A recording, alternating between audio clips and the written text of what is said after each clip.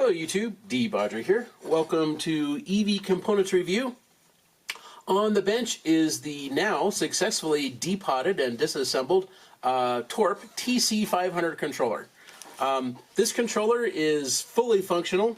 Minor damage was done to it during de-potting, and I was able to repair everything that I did. So a successful de-potting, but that also took a lot of time. a lot of time. This was no trivial task to de-pot this controller in any way, shape, or form. Torp, they think that you should throw away their VESC controller, because that's what this is, when something goes wrong, and you should buy another one. I'm sorry, 800 bucks is a lot of money to me too, and I paid for this thing with my own money. So yeah, 800 bucks and you're just going to toss it in the trash can? I'm going to say, dudes, that is not okay. That is not okay. And the things that you're going to throw it in the trash can for is you brick it for flashing problems. Yeah, you're updating the firmware and something goes wrong, you throw this away. Yeah, Torp has hobbled this controller, and it is VESC. Straight up, it is VESC.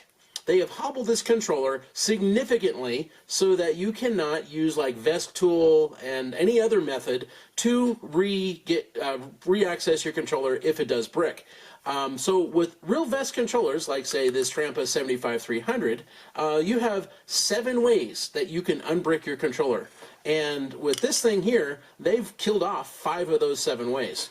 You don't have Bluetooth, you don't have UART, you don't have SWD, yeah, you've still got Bluetooth access, that one could possibly work, and you have CAN bus. That's the only 2 you have, and they have changed the communication protocols, which isn't very hard to do, by the way, so that VESC tool cannot recognize this thing.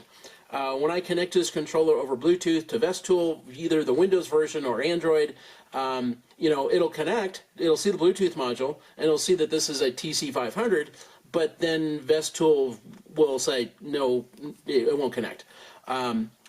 When I connect this thing over CAN bus, and then use a CAN bus adapter, or something like, say, a VESC Express, again, you know, I do a CAN scan to find it, and, well, they've changed the CAN bus protocols just enough so that VESC tool cannot recognize this as a VESC controller.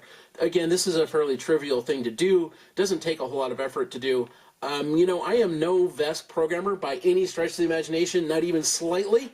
You know, could I write 2 lines of code that would possibly run in a STM32F405? I'm going to say no. Probably not. Maybe is a maybe-ish. So yeah, nevertheless, I can still look at the code and tell you what's there and tell you that this is a fairly trivial thing to do and that this is VESC in every possible way. So, yeah, and talking to VESC engineers about the TC500 before it ever got here, this was probably a week or more ago, they were speculating and pretty darn sure that this was VESC hardware and software.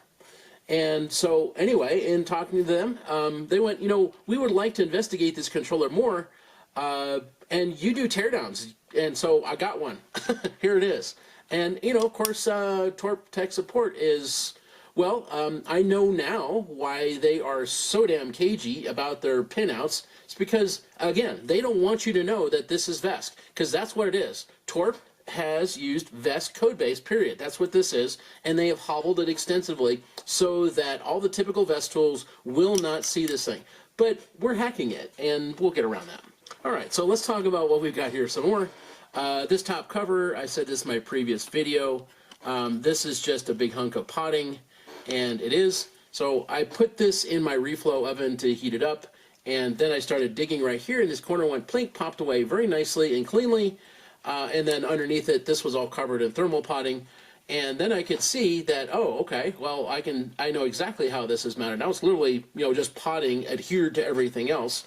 And so now that I had access to this area, and there was a few crumbles that broke away too in the process, I could then take spoogers like this one and stick it up underneath these areas here, and then I broke this corner away, and then this whole piece, other than a stud for battery minuses right there, lifted away completely clean, but you can see a fracture line in there as I was lifting it away. But yeah, this came away as a complete piece.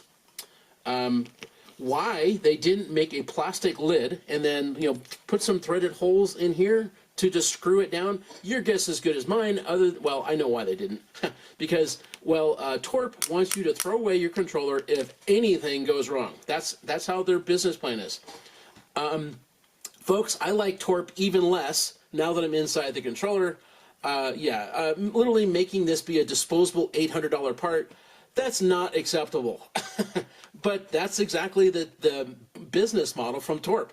Is anything goes wrong, you flash the controller and it bombs. You're going to throw away your controller and buy another one. So why they did this potting rather than actually making it accessible is because that's part of their business model. They simply don't care that something minor went wrong and now you have to toss your controller and buy another one. They don't care. That's how their plan is. That's what they had in mind. So anyway, as you can see, that's very warpled. And, you know, like this area and all this kind of stuff. That's basically just matching the shape and the form of the thermal potting that was poured all over everything that was in here. The thermal potting was flexible, so it came away a lot easier than this otherwise would. I was really fearing that this rock hard stuff was everywhere in here, and it wasn't. This just being a lid, I went, whew, dodged a bullet on that one, because the chances of getting this stuff off of the circuit board without just completely destroying it was non-existent. So I was glad to see that they just used this stone hard stuff just to make a lid and not to enshroud everything. Torp does not want you to know that this is VESC, okay? They flat out do not. It's why it is that they refuse to tell me what was in that connector. And now that I'm inside the thing, and now that I've shown this thing to VESC engineers, the chances of this not being VESC are about 1 in 1 billion. So extremely low chances that this is not VESC. All of these wires and things I have on here, I will talk about what it is I'm doing with all that stuff later. So just ignore that for now. That's going to come out in another video. Here is the Bluetooth module. It was mounted right here. And I have removed that or unsoldered it because this is another way that I am attempting to access the controller. So let me lift this guy up. The connector has got this slot around it, and that sits in a slot on the aluminum base. So anyway, kind of have to lift it straight up to pull it out. All right, so what do we have here, minus my added wires? So here's your main DC to DC converter. There's the buck chip for that. Here's your 5-volt DC to DC, and here is your 3-volt linear regulator. So this is pretty standard fare for VESC everywhere. Here is your 3 gate drivers. Again, these are parts that everybody in the VESC world uses. Right here and here and here are your 3 current sense circuits, you know, current sense amplifiers, and again, those chips, everything there is all the same parts that everybody that does VESC development uses. This over here is a RAM chip. Has something to do with Bluetooth. So this is something that you don't get with typical VESC. This is something that they implement a little bit different, but that's the only variation on the theme. Over here, I forget what this chip is. I've forgotten. It's a quad op amp package. You know, you've seen it before, like say on Flip Sky and other stuff. This right here is the CAN bus chip, and yeah, and every part here, the board layout, the components used, everything here is astronomically high in favor of this being VESC development. And in fact, that's even an STM32 F405.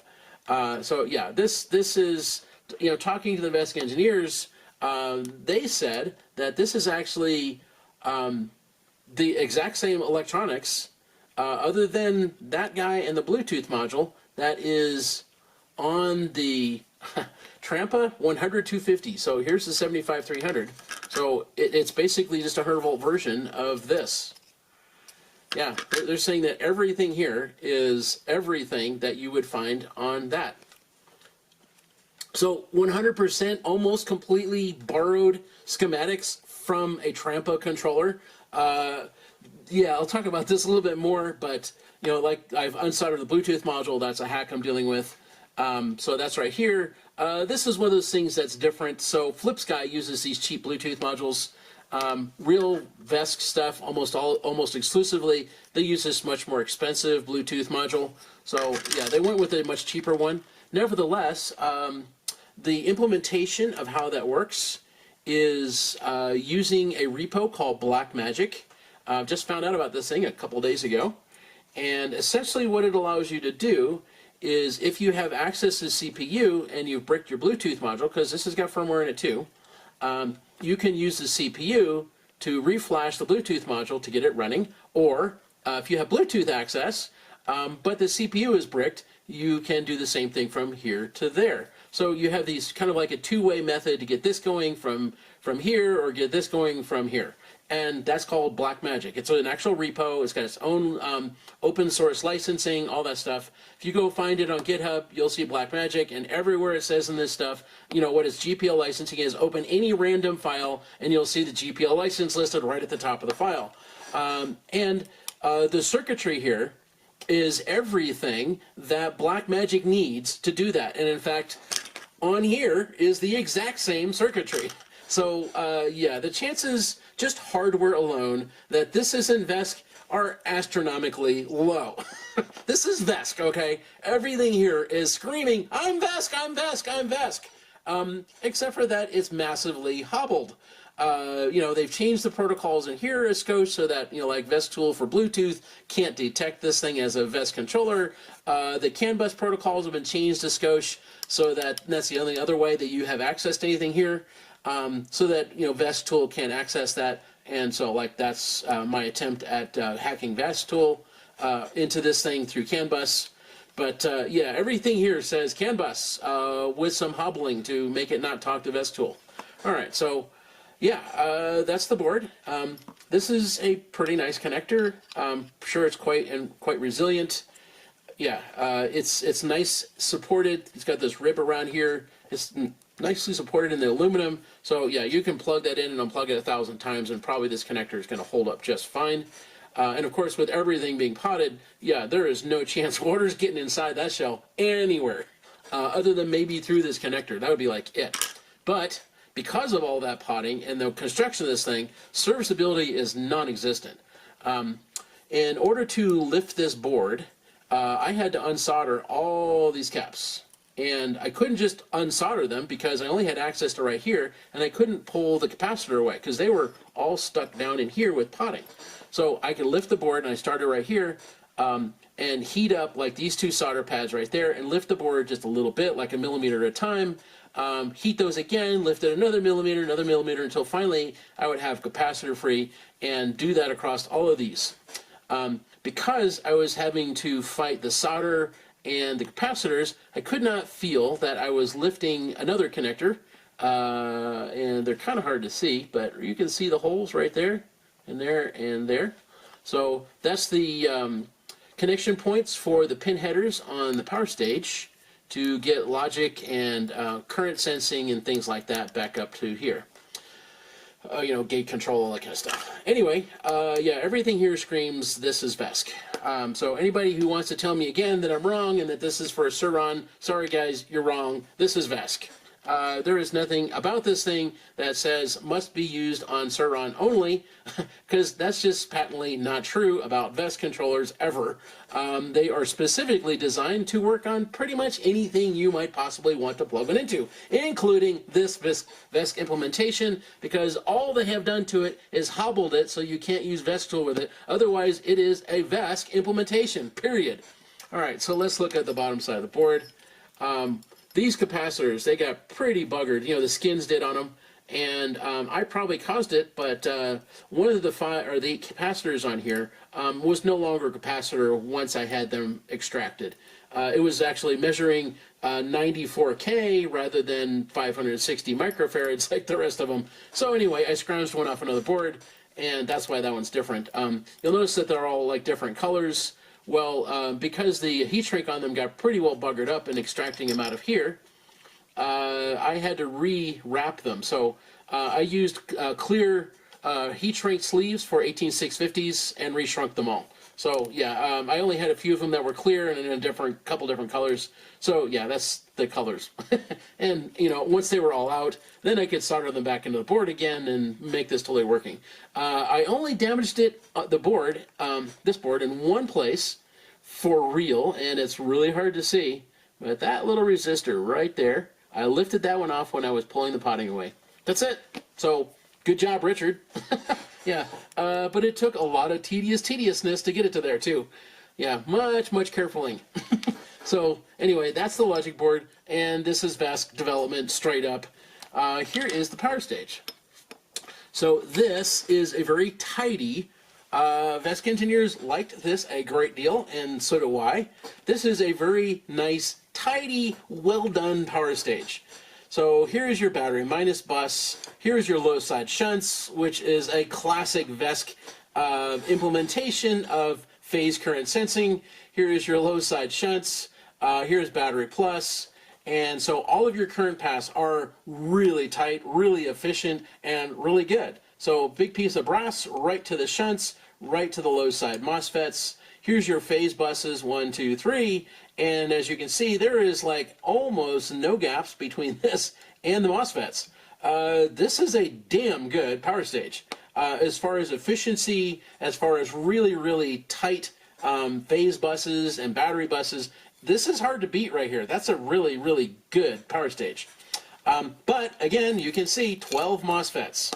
This is not going to compete with a 24 FET controller or 30 or 36 FET controller. It's just not. It's only got 12 MOSFETs on it. Yes, they are tall, and yes, they are maximum of 300 amps each, but you know, you don't ever get to run it at 300 amps. That's just how that works. You're going to run it at some percentage less. So yeah, there's no way this is going to compete with a 24 FET or more MOSFET controller. It just simply doesn't have enough MOSFETs to pull that off. I don't care what you say. That's just real life physics. All these ceramic caps, this is really good. Yeah, definitely like all the ceramic caps in here. So KL Moto, you should copy this because this is fantastic. This is a really good power stage. Yeah. Other than the fact that, you know, it's kind of lacking in MOSFETs in parallel. You know, it's a 12 FET. So, yeah, you literally, like, put another set in parallel with those things, and, you know, that's essentially a EBMX power stage. You know, at that rate, as far as the number of MOSFETs in parallel, you'd have this. I'm sorry, no, it's not. That is 30 MOSFETs. So, yeah, this is nice and very tight. So from efficiency and losses and things like that, you know, current paths and, you know, heat dissipation, this is really good. Just needs more MOSFETs in parallel to compete with, you know, controllers that it claims to be competing with, because it can't. Doesn't have the MOSFETs for it. But low loss, oh, damn, this is really good. So these three connectors right here, that's where all of your current sense signals, that's where your gate drive stuff goes through. That goes through all those connectors. And yeah, those three connectors, they lifted off of this metal core printed circuit board when I was pulling up the logic board, because they were soldered to it. There's no like connectors on them. You know, they're just basically transfer pin headers. Anyway, they lifted off, and I couldn't tell that that was happening when I was pulling the logic board out, because I was fighting all these capacitors. Anyway, no real damage was done to the traces on here.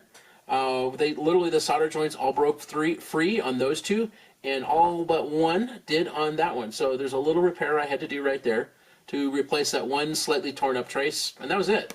Otherwise, they came back up again, and again, I was able to reflow them right back into place again, and, well, that's totally working. So, definitely like this power stage. Yeah, that is a very tidy, really good power stage. KO Moto, if you're looking for something to copy this. You know, just with more MOSFETs, obviously, because this is a really good power stage. Right. Yeah, really good power stage. Well, folks, here is the heat spreader. This is basically a heat battery. No fins on it. This is not a heat sink. Yeah, that's a nice hunk of aluminum, but, you know, still, this is going to heat soak after a while. Anyway, I think that's everything I want to show you for this overview video. Next video, I'm going to talk about hacking this controller.